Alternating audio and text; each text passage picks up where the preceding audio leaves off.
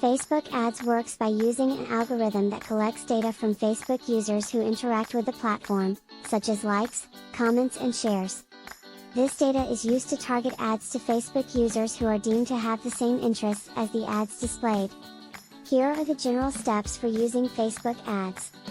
Define your advertising goals. Do you want to increase your website traffic, increase brand awareness, or expand your fan base?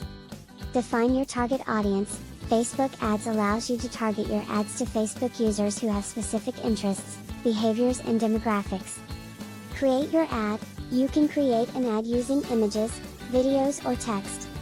Make sure your ad reflects your goals and target audience. Define a budget and time frame. You can define how much money you want to spend on your ad and how long you want your ad to run. Monitor the performance of your ads. Facebook Ads provides metrics that allow you to see how well your ads are performing, including the number of clicks, impressions and interactions.